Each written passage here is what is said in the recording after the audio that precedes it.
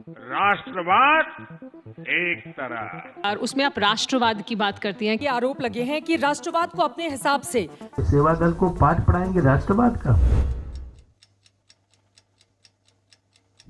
I am sure कभी न कभी आपको भी ऐसा जरूर लगता होगा कि हमारे पॉलिटिशियंस इतना राष्ट्रवाद को लेकर बयानबाजी क्यों करते रहते हैं, इसकी जरूरत क्या है उन्हें। आज की वीडियो में हम इसी टॉपिक को विस्तार से समझने की कोशिश करेंगे, तो आइए शुरू करते हैं।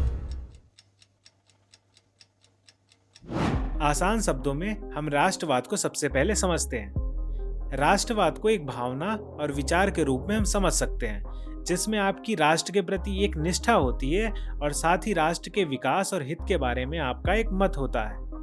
अब आपको ये जरूर लग सकता है कि राष्ट्रवाद तो एक तरीके से राष्ट्र के प्रति प्रेम है, तो राष्ट्रवाद को लेकर इतना विवाद क्यों होता है।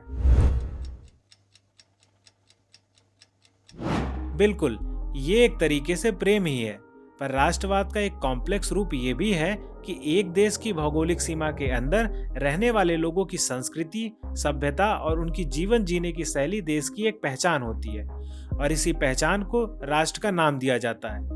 और जब हम इसी संस्कृति, सभ्यता, जीवन जीने की शैली के विकास और हित के बारे में बात करते हैं तो हम उसे राष्ट्रवाद कहते हैं। इस पूरे विवाद को समझने के लिए हम सबसे पहले Lord biases, John Stuart Mill और हेग जैसे विद्वानों का हम नेशनलिज्म को लेकर उनके विचार को देख लेते हैं। इनके अनुसार एक तरह की जाति, भाषा, रीति रिवाज, एक तरीके का धर्म, एक तरीके का ही निवास स्थान और एक तरह का ही हित मानव जाति में एकता की भावना पैदा करता है और इसी एकता की भावना से ही राष्ट्रवाद का जन्म होता है।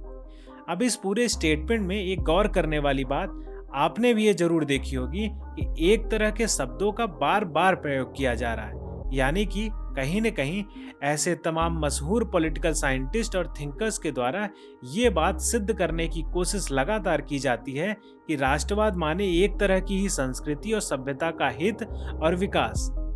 और भारत जैसे विविधता से संपूर्ण देश में ऐसे विचार एक चिंता का विषय बना जाते हैं, जिसका फायदा देश के राजनेता लोग बखूबी उठाते हैं और जनता को ही गुमराह करने की भरपूर कोशिश करते हैं।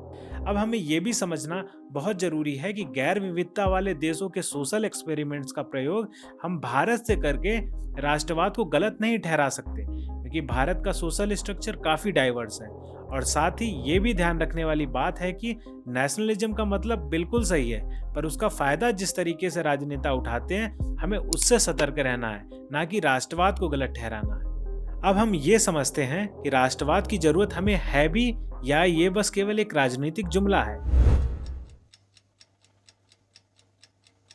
अगर राजनीति से इतर हम इसकी जरूरत समझें तो ये भारत के विकास और हित में एक मील का पत्थर साबित हो सकता है, क्योंकि जाहिर सी बात है अगर देश के तमाम वर्ग एकजुट होकर देश की संस्कृति, सभ्यता और जीवन जीने की शैली के विकास और हित के लिए मेहनत करेंगे तो देश का विकास तेजी से होगा और देश की एक अपनी विशेष पहचान बनेगी।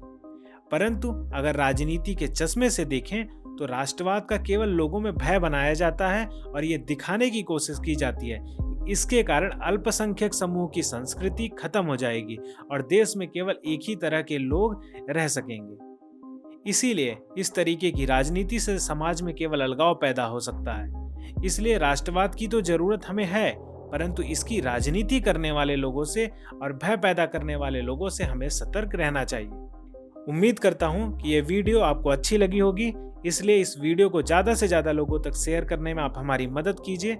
मिलते हैं अब अगली वीडियो में, तब तक के लिए ख्याल रखिए अपना। धन्यवाद। जय हिंद।